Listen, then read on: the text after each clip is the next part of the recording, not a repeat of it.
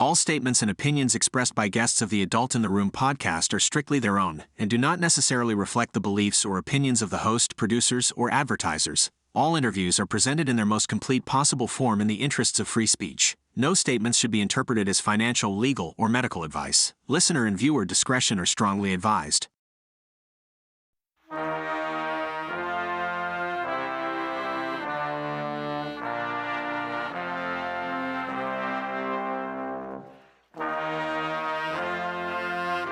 It's the Adult in the Room podcast with Victoria Taft. That's me. Welcome to the Adult in the Room podcast. I'm Victoria Taft. And during the 2024 election year, we'll take a foray into some of the more interesting campaigns around the country.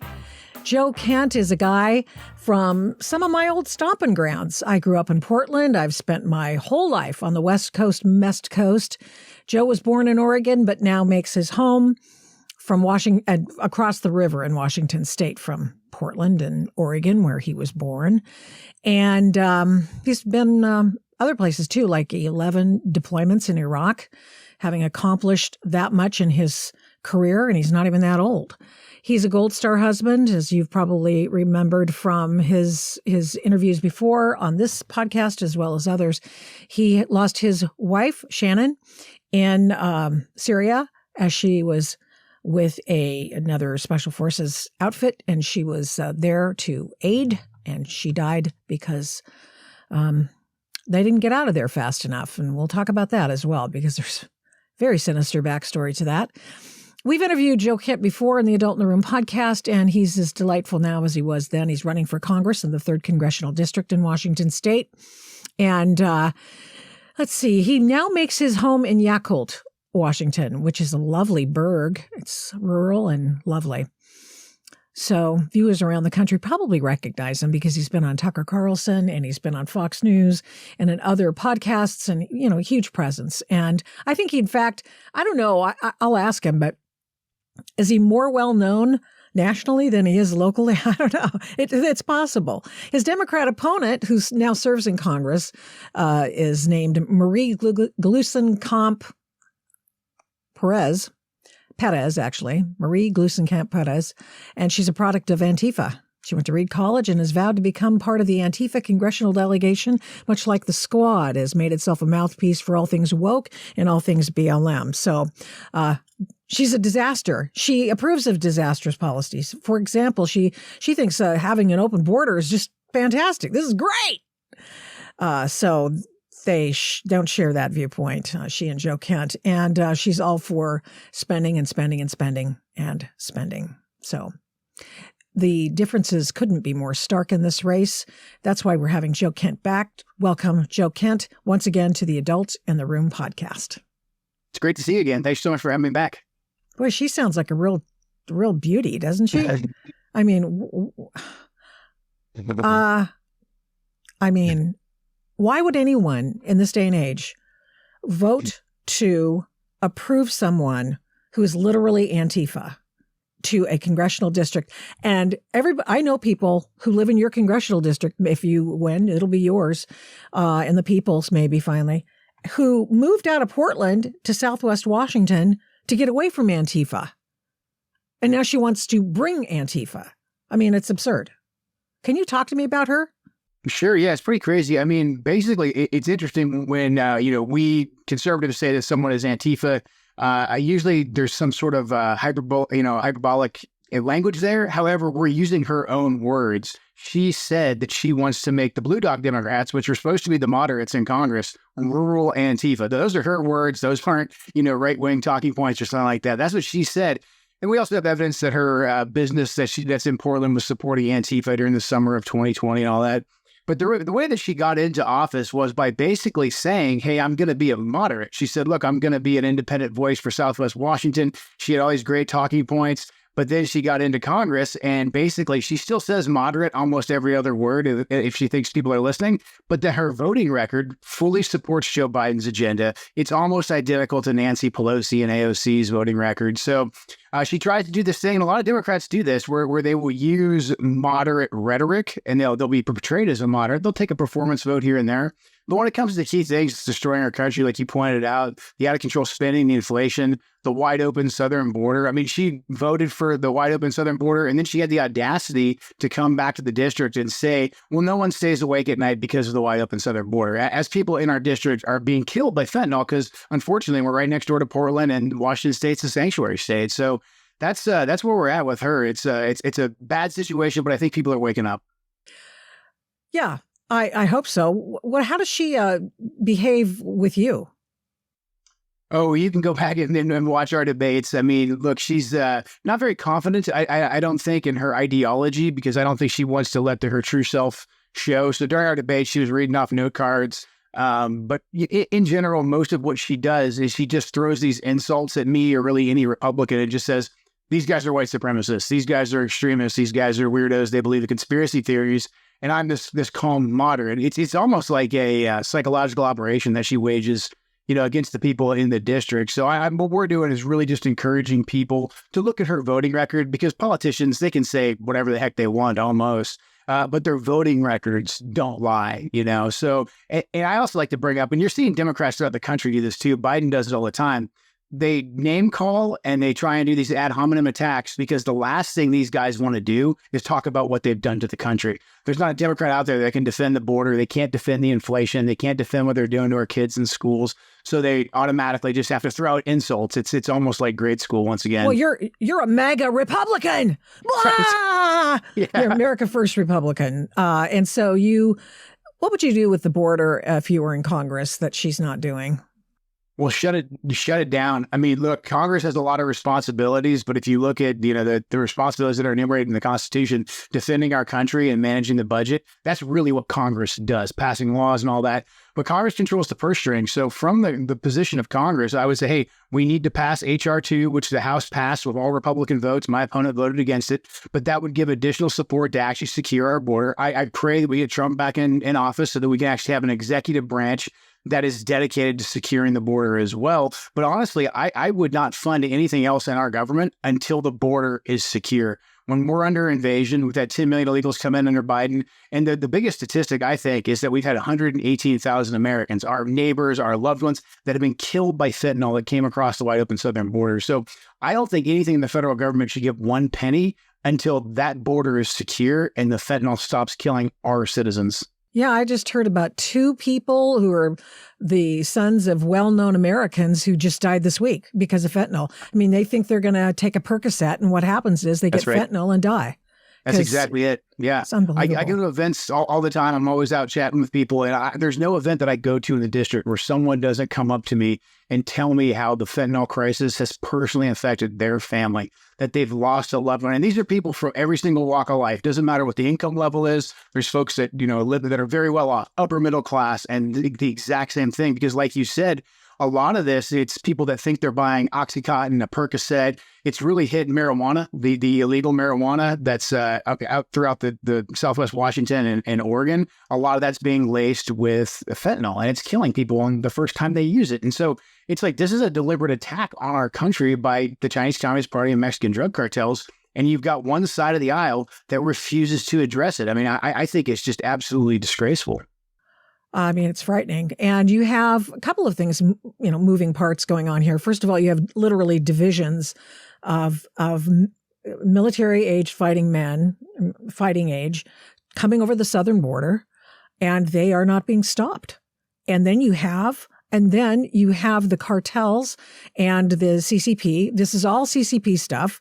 And creating the fentanyl, saying, "Oh well, we'll work on that. We won't send as much over to the United States anymore." Well, that's not going to work. I mean, because the precursor stuff's all bought in China, Mexico. Cartels create it or manufacture it. Maybe there's some Chinese labs down there, and that comes over the border on the backs of those millions of people who have come over the U.S. border illegally. I mean, what is going on? How would you characterize the southern border?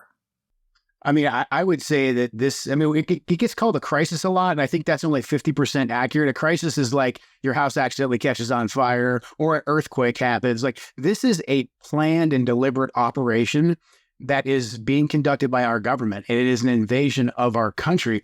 So when, the Republicans are impeaching Mayorkas right now, I think that's a good thing. I think Biden should be impeached for this too, because when it comes to treason, I don't know a better way to define this. Usually we think of treason as, someone sells a secret here to one of our enemies. This is even worse. The people that are charged with defending our border have said, not only are we going to leave the border wide open, we are going to participate and use U.S. taxpayer resources to fund a controlled flow from South America throughout the entire world into our country. And then once they're in our country, we're going to bus them to major urban centers throughout the entire nation.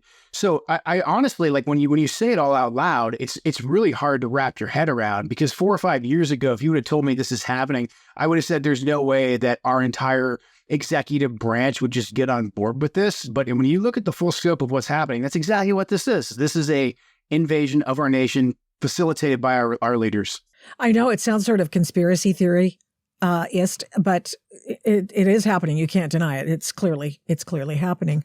Why do you think it is? I think it's a cold-blooded power play by the Democrats. The Democrats want to pump as many people into this country as they possibly can. Then they want to bus them to key urban centers so that the next time that we do a head count, a census, and when we do censuses, that we don't check citizenship status, we just count heads. Based on that new head count, they can then create new legislative districts at the state and at the federal level. They will literally create new congressional districts. And it gets worse if you're out here on the West Coast, the whole West Coast, and a lot of other states in the country. We're all mail-out ballots. In Washington State, if you go to the DMV to receive a piece of identification, you will be registered to vote. No one will ask you if you're a legal voter or not. And so a ballot will then be created. We estimate, and I think this is on the low end, that we've had 300,000 illegals come into Washington State in the last 2 years. So it's the Democrats, quite frankly, it's a pure power move. And I think they view the fentanyl as collateral damage. They don't care about that. They don't care about Americans dying, because they're going to import new people that are going to give them more power and more control over the government. It's really just a diabolical power play. Yeah, California's almost lost enough population to lose a second congressional seat. And what you're saying, they would gain that back with additional population. I mean, obviously, the Americans have moved out. Some of the Americans have moved out, 70,000 plus. And 70,000 more people moved out than moved out than moved in to California. So they are actually bumping up. If they get, 235,000 people. How many people are we up to for a congressional district now? It's a lot, but they could probably get that back. Yeah, it's supposed to represent somewhere between 750,000 and 800,000 Americans. But then when you look at voter participation, you're usually somewhere in the 200s, maybe the 300s. But you pointed out California, there's a couple of congressional seats down there that are controlled by Democrats. If you look at the number of people that vote in those districts, it's very suspicious. You're talking about people that are getting put into Congress by winning, 100,000 votes, which is pretty crazy considering how many people they're supposed to represent. That to me speaks to, I know we have an issue of just, people not voting, but that to me really just shows how, hey, look, they're counting heads in these places, but there's not actual registered voters. And then through ballot harvesting, they're able to then just get their candidates across the finish line. It's almost a performance election. It's very sad. Yeah. I mean, and AOC was just a nobody, and she beat the Democrat, and he was a no-show. He basically, I don't have to do anything. I'm going to get reelected. Guess what? He didn't get reelected. Are you in fear of some ballot abnormalities this time around again? You look, Washington State we were actually kind of the tip of the spear. Washington went all mail out about 12 years ago. Unfortunately, we haven't been able to get Republicans elected at the state level since then. So I do not have confidence in our elections here. I just simply don't. However, we've been able to get Republicans elected in my district. President Trump won it in 2016 by about 5 points. Same thing in 2020. We've had Republican members of Congress before. With us, if we drive turnout, in my last election, I lost by less than a percentage point to the incumbent that's in there right now. We had 100,000 Republicans that didn't show up and vote. They didn't cast ballots. And we had issues at the end. It was really close. It takes us 2.5 weeks or so to count ballots here in Washington State. I don't like that, but that's just the way it is. They threw out some ballots because of signature verification, but it was close. We can beat the margin of any kind of error or cheating if we get all of the Republicans that share values with us to actually get out and participate in the process. You have been very vocal about what's going on internationally with respect to the United States involvement, Iran, what's happening. We've lost 2 Navy SEALs trying to board a ship that had Iranian weapons on board. We've lost 3 American soldiers at a small base in Iraq. You've spent years in Iraq. Are we going to do in Iraq that which we did in Afghanistan? Yeah, I mean, Iraq has been an ongoing debacle. Everybody remembers when we went in there in 2003. It was all based on lies. We were told there was weapons of mass destruction, and then we spent the next 8 years in Iraq bleeding and lost almost 5,000 Americans, just shy of 5,000 Americans, spent somewhere between $2 and $3 trillion. And then we had to go back in because the government, in theory, that we built almost crumbled when ISIS came across the border, which was another byproduct of our blunders as well. So we had to go back in there, and then we had to arm a lot of the people who were trying to kill us during the Iraq War proper, these Shia Iranian-backed militias, because the Iraqi military basically crumbled. We had to do that in order to defeat ISIS. So Iraq has been an ongoing just drain and absolute debacle. I pray that we don't lose any more soldiers there. We lost 13 on the way out of Afghanistan. That was completely and totally preventable. We do not need to bleed one more drop of blood in Iraq, Syria, or the Jordan, that tri-border region there. But the problem is we're leaving our forces in these small outposts. When we lost those 3 soldiers, there had been 160 attacks since October 7th leading up to that event. So anyone should have seen this coming. And we've been throwing up the red flag for quite a while. And, Biden said, hey, these were Iranian-backed militants operating out of Iraq and Syria. That's a really long, fancy way of saying this is the government of Iraq. And those were their forces that killed our troops. And we 100% fund the government of Iraq to the tune of several $billions a year. Our biggest embassy overseas is sitting in Baghdad, giving money to the militias that are killing American servicemen. So it's insanity. Yeah, it's infuriating. Yeah, it is. So you were a special operator over in Iraq. For the Army, you're Green Beret, and you also you were tasked out to the CIA to do some ops for them. Can you explain what it's like to see your efforts perhaps be for naught?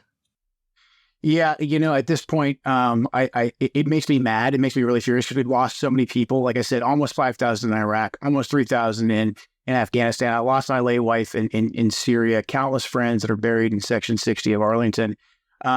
At this point for me, though, it's like we knew it failed. We've got to stop living this lie and telling ourselves that, like, hey, this time we'll get it. If we just stay there longer, if we just commit more, this time we'll get it right. It's literally the gambler's fallacy. This is how people go bankrupt in Las Vegas. They think, well, hey, this next one, it's going to be my time. I'm going to keep doing the same thing and I'm going to get lucky. And our country's stuck in this mode in the Middle East. So I want us to really just be able to cut our losses and learn from our past mistakes and never let our country get sucked into endless wars and conflicts like this ever again, because this is all self-inflicted. We're seeing it right now. We're seeing a lot of the Washington, D.C. war party, unfortunately, Republicans and Democrats that are saying, well, we just got 3 people killed. We have to retaliate. We have to go back. And now we're going to go to war with Iran. We're going to strike Tehran. It's like, well, stop, guys. Like, we messed up every war we've been involved in the last 20 years. Explain to me how Iran is going to be any different and how that benefits the American people.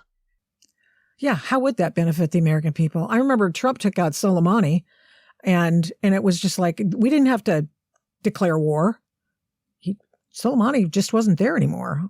Exactly. And Soleimani was soaked in the blood of Americans. The other guy that was killed with him, Abu Mahdi Mohandas, soaked in the blood of Americans. Those guys had it coming. That was a deliberate attack that we conducted that took out 2 key terrorist leaders. It was done in Baghdad, not in Iran itself. So we didn't give the Iranians a reason to escalate the war further. And that really knocked the Iranians back on their heels. Something else that President Trump did very effectively, and this is why you really didn't see Iran causing too many problems under the Trump administration, is he cut off all their money.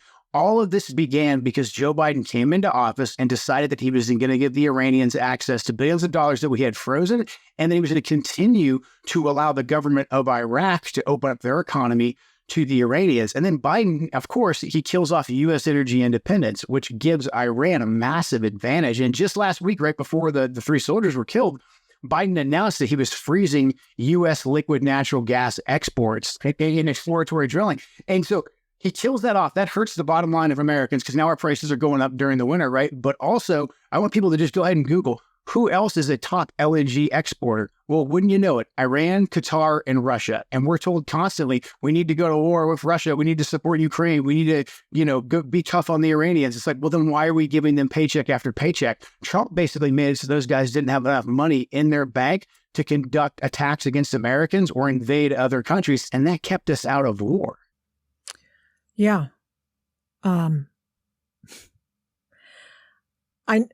What's it like, if I may? I know you're, button down. I'm a congressional candidate, but I got to ask, what is it like to be gung-ho as a soldier, special operator? You go over there, I'm going to, kill people and break things.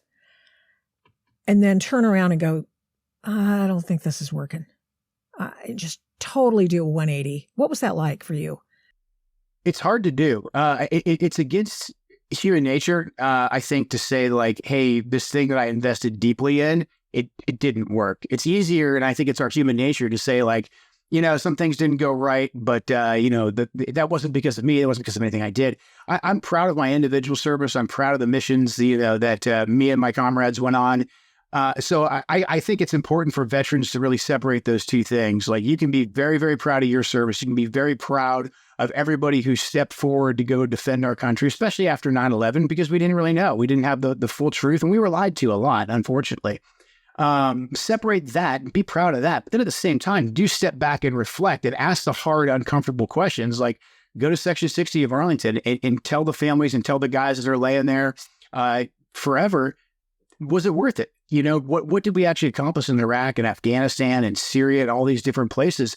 And it's almost impossible to do. And so for me, it's just like, I've got to be honest. And I do feel like I have a responsibility. I feel like my generation of veterans has a responsibility to really speak out and say, look, we got lied to. This wasn't just because when I was younger, I had first thought like, okay, maybe our, intelligence professionals, the guys back in DC, maybe they just didn't understand what was going on the ground. And that's why they're making these really dumb decisions. That's what I thought for many years. That's why I went into working kind of in the intel field, because I wanted to be able to give truth to power.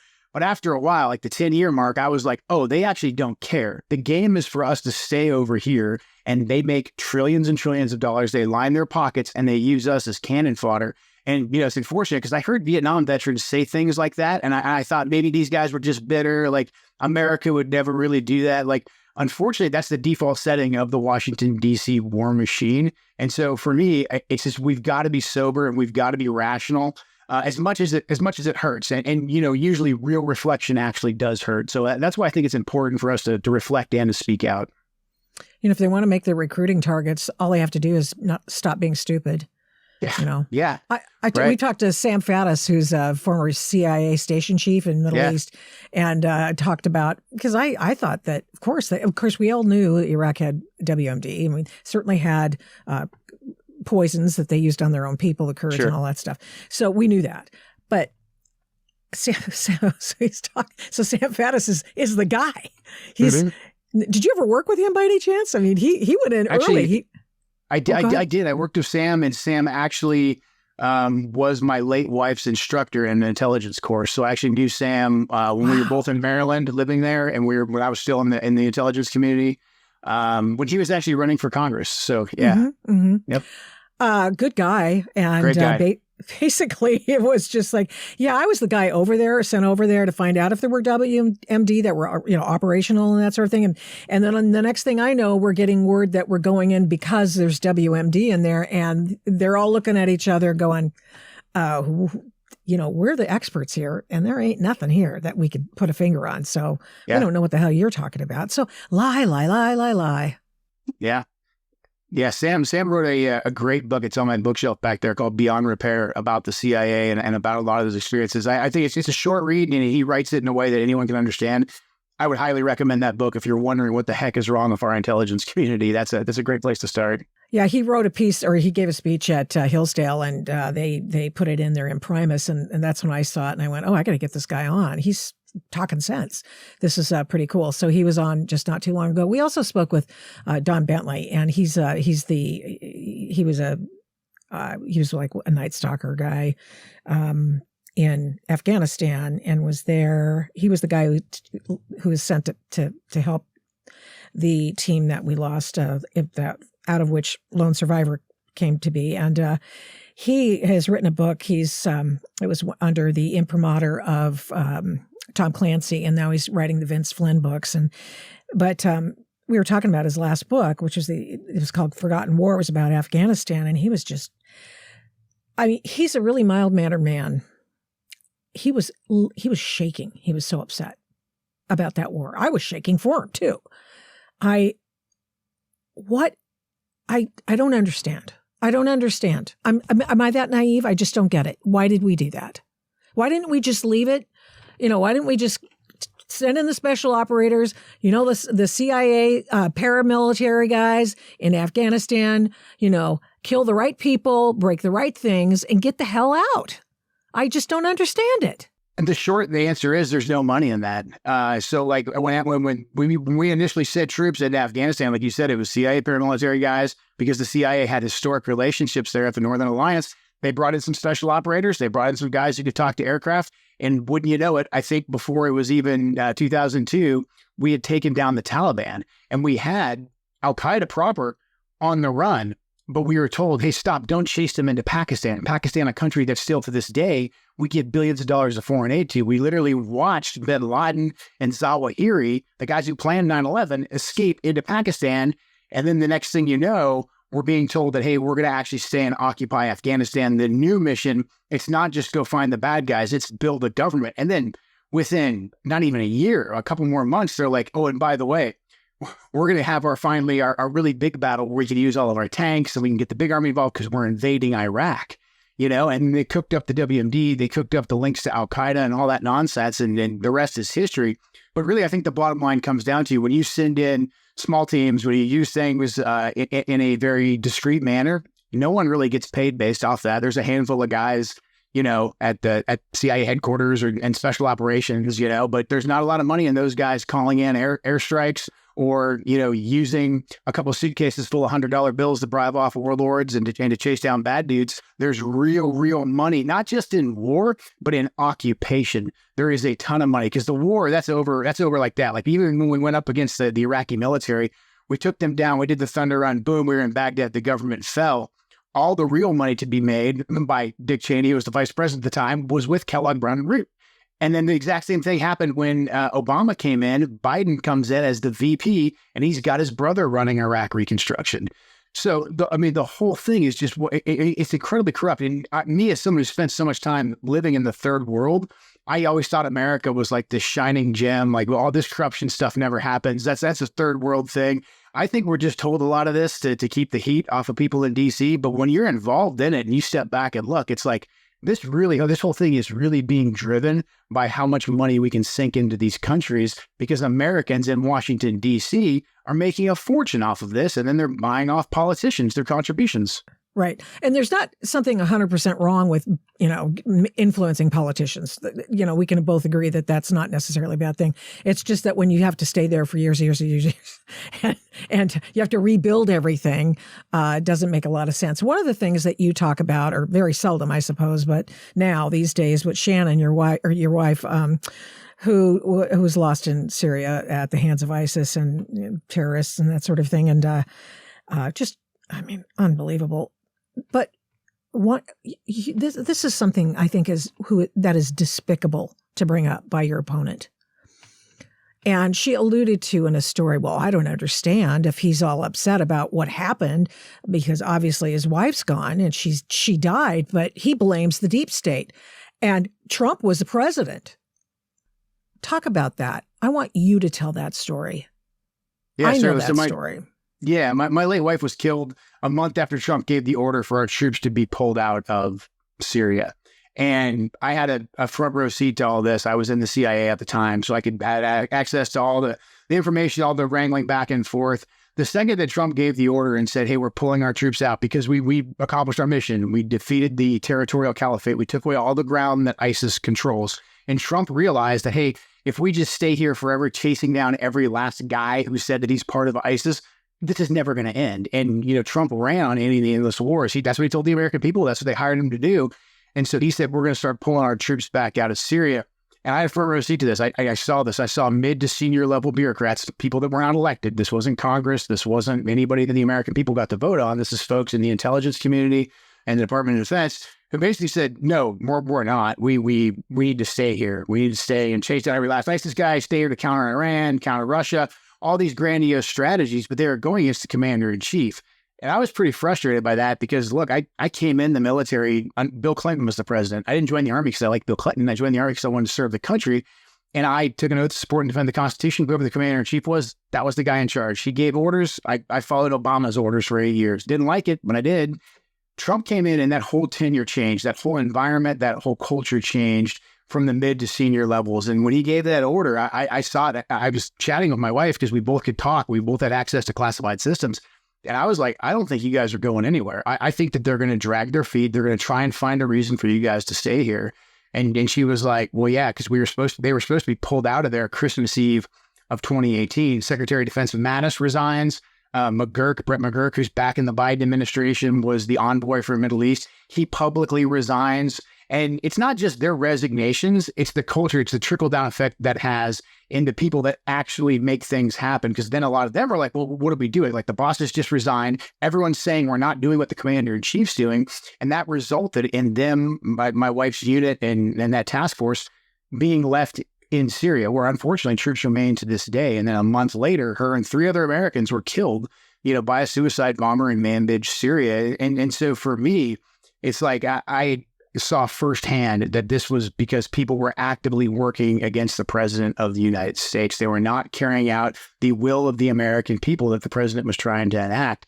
And that made me sick. That's a big reason why I stepped forward and started speaking out on behalf of President Trump's foreign policy. And look, when Trump came into office, the world was on fire. ISIS had taken over several countries. So Trump did come in and he gave us a lot of authorities to go over there and to really strike against ISIS hard in a way that Obama didn't let us. So there was an initial honeymoon period with President Trump of the national security state because he was letting us ply our trade in a way that Obama would not. Under Obama, we were supposed to be deployed everywhere, getting shot at. We couldn't leave. We had to get shot at and lose people.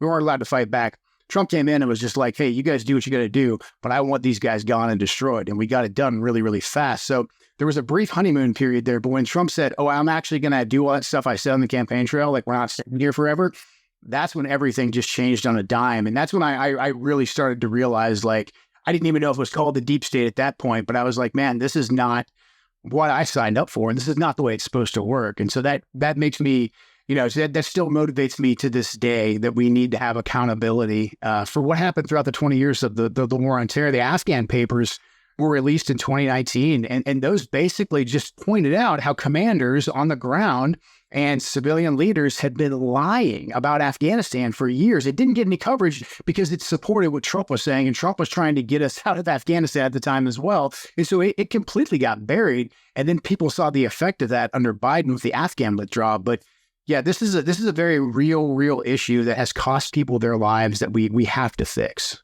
Hey, where I heard about the Afghan papers? On Jack Carr's podcast. I'm a news. How did I miss that?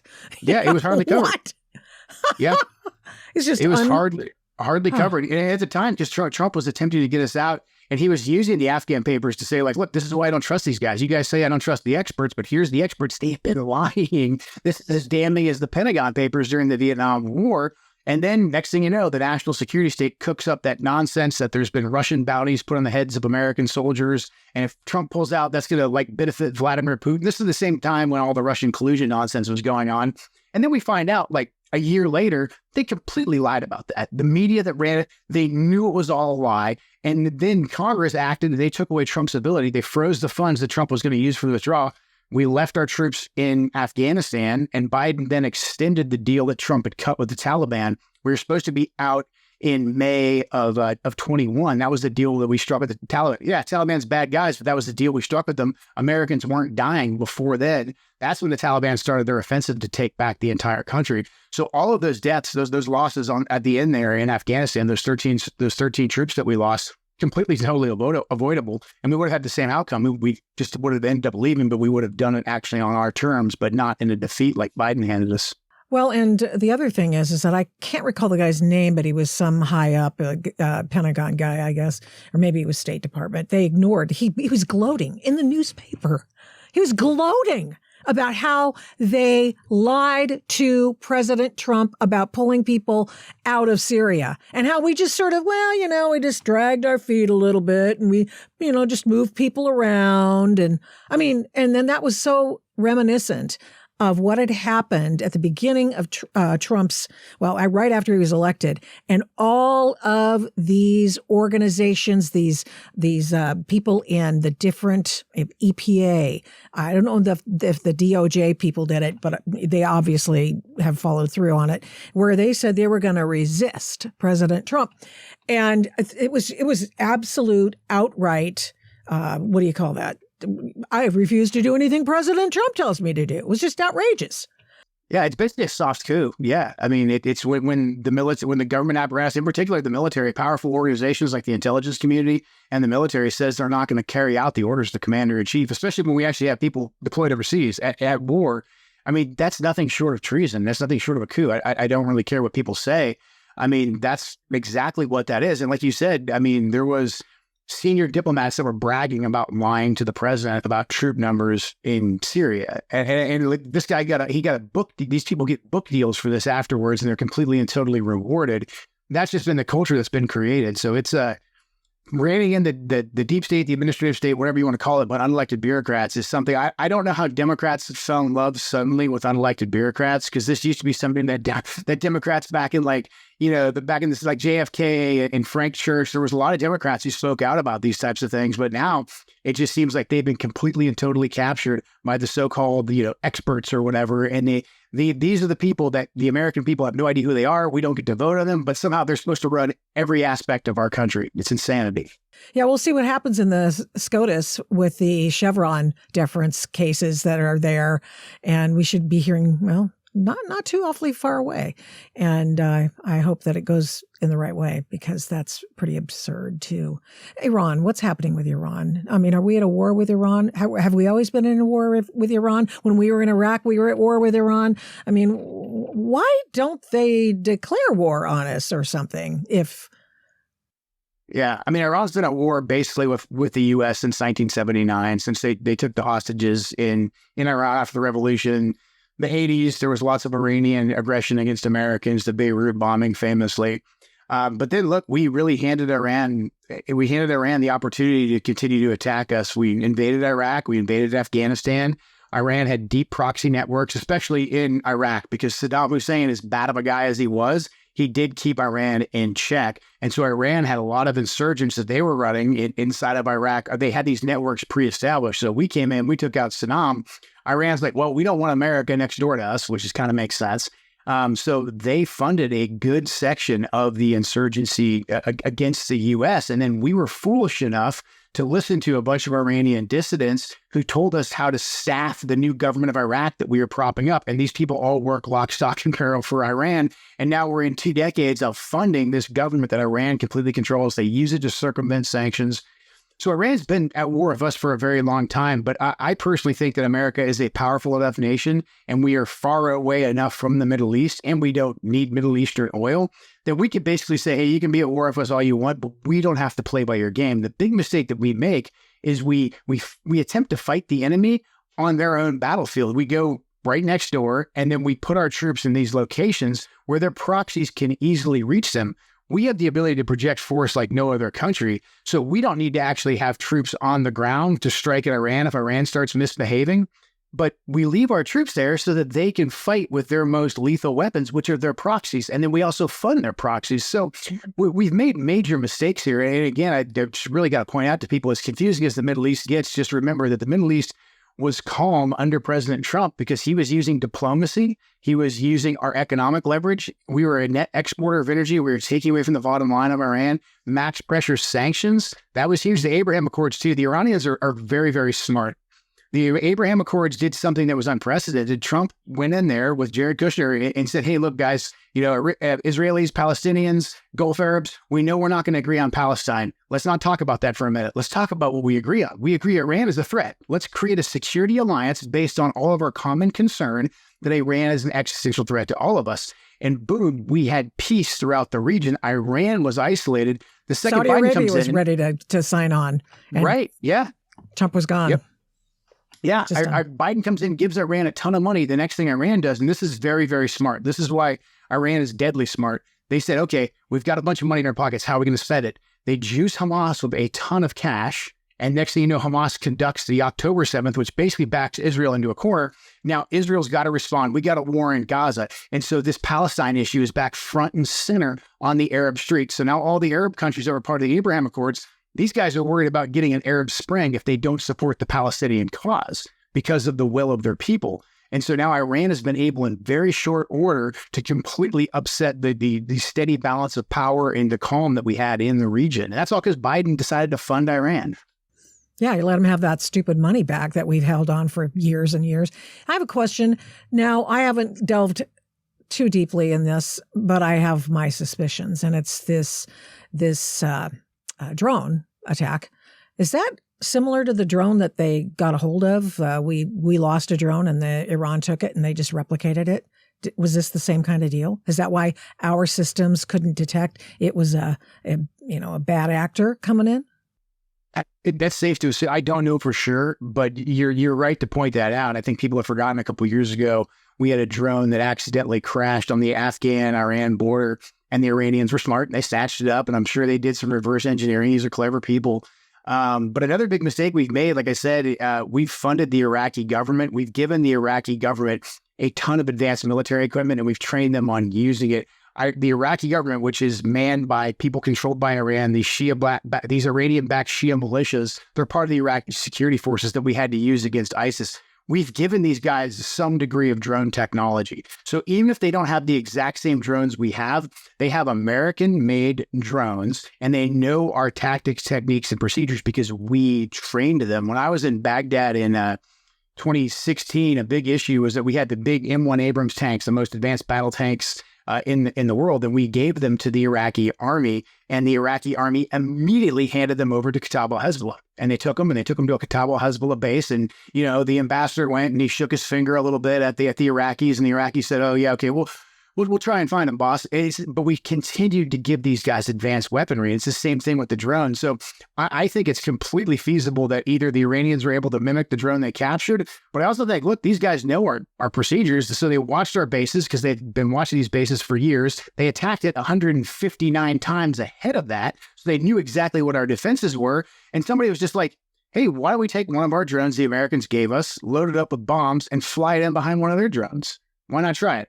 And they tried it, and it worked. I mean, it's a great case study. And look, if you stay in these places, the burden is on you to be lucky every single day, and the enemy only has to be lucky once. Did you just flash back to 241 Marines dying in Lebanon? All those 1983? I know I did when I heard that. They're asleep. I mean... Yeah. And people are saying that, if we leave immediately, it's going to be the end of the world and we'll never be respected again. Reagan pulled our troops out after that, and that was the right thing to do. So that's why I fully advocate for, hey, pull our troops out, get them out of the range of the Iranians. Let the Iranians go do a victory lap and say, "Oh yeah, we kicked the Americans out." That's fine. Once we got our troops out, then we can strike their proxies and their Quds Force officers with impunity in Iraq and Syria once they can't reach us. I know I've taken a lot of your time, but I have to ask, as long as we're talking this kind of stuff, the October 7th attack, and we find out that some UN officials are part of the terrorists. I mean, come on. Yeah, it's if you look at the UN and you look at the different branches of the UN, in particular, a lot of their international organizations, this is par for the course with these guys. I'm glad people are paying attention in terms of the support to Hamas that these UN organizations gave. However, this is what the UN does. And who funds the UN? We fund the UN. This is U.S. taxpayer dollars that went to participate in the October 7th attacks. And then that's not the end of it. I mean, look, we're funding a lot of UN programs down in South America that are part of the controlled flow of illegal immigrants coming into our country. The UN is an absolute joke. I mean, the UN takes Iran and China and they put them on the Security Council, and they have, philosophical discussions about women's rights and these types of things.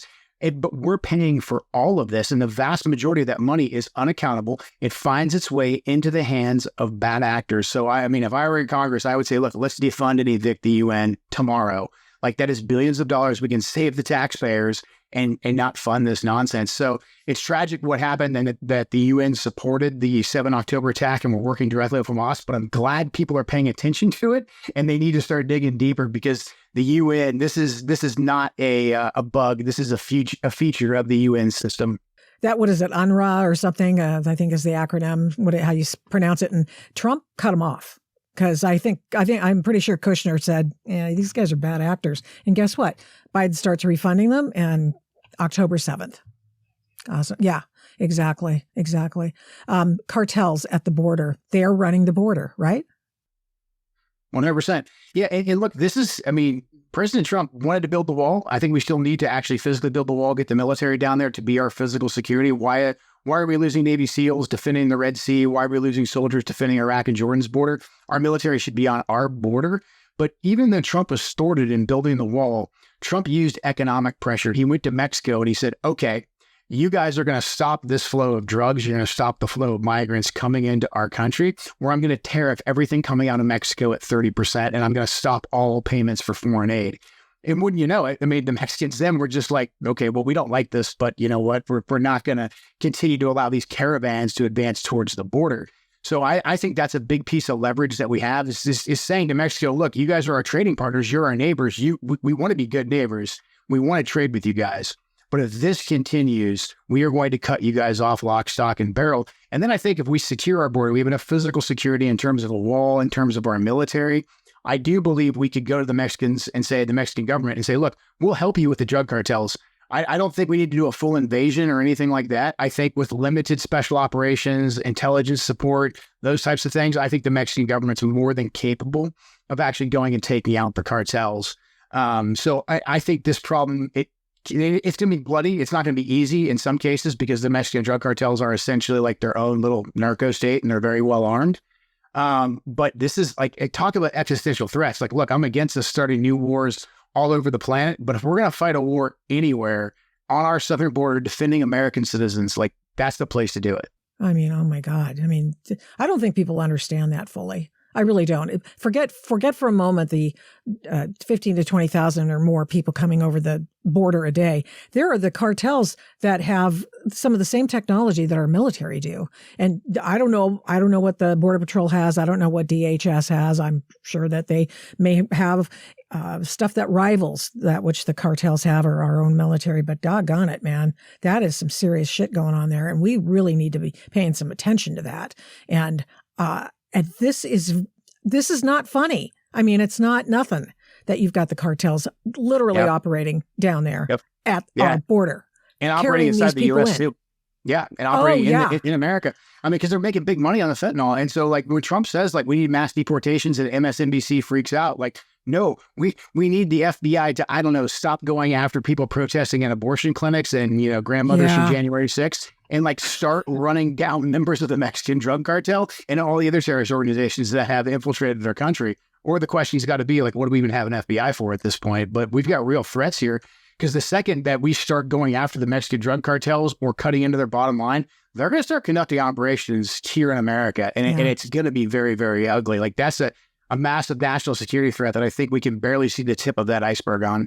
Yeah, I know that Chris Wray says he's very concerned about it, but I notice he's not doing anything about it. Yeah, there's always lots of concern. Yeah, there's lots of concern, hand-wringing. And, oh, by the way, he gets a new FBI headquarters. I mean, of course, right. Yeah. Billions of dollars we're going to spend on that as well. And again, this is a place where Congress could actually, I think, have a lot of effect and just say, look, if you don't show us that you're actively deporting people, if you don't show us that you're actively tracking down the people that are bringing fentanyl into our country, if you don't show us that you're tracking down these terrorists that we know are here, we're going to stop funding you. And you're going to report to us every single week and show us your progress. And you're going to show us where every single penny goes. Or we're going to give it to a law enforcement agency or constitutional sheriffs or somebody that actually will. So this is where Congress, I think, is really, really powerful and key if they choose to act. Hope you're there in the next election, Joe Kent. He's running in Washington's 3rd Congressional District, and he's running against a woman who's said out loud that she's Antifa. So, okay. There's a very stark difference. You got a guy who believes in America, likes the country, like to see it even better. And then you've got somebody who's a sworn enemy of the way the United States has been and is now, and wants nothing more than to fundamentally transform it and devolve it. Unbelievable. Thanks again. Absolutely. Thanks so much for having me. Thanks for listening to this episode of the Adult in the Room podcast.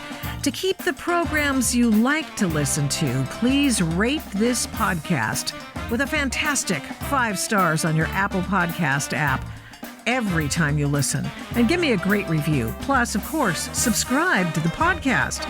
It makes a difference with the big tech algorithm and the big tech oligarchs, and it makes us easier to find. Please get in touch with me on all the big tech stuff. Yeah, we're still there. Using the names Victoria Taft or the Adult in the Room podcast on MeWe, Parler, Minds, Facebook, Twitter, and Instagram. Thanks to 1A Cast for imaging, editing, and production. The fantastic song is Gospel by the March 4th Band of Portland, Oregon. Music for Antifa versus Mike Strickland is Ride or Die by Raps by RC. The Adult in the Room podcast is also a production of Flamingo Road Studios. Remember, head up, heart out, and strive to be the adult in the room. Till next time, mischief managed.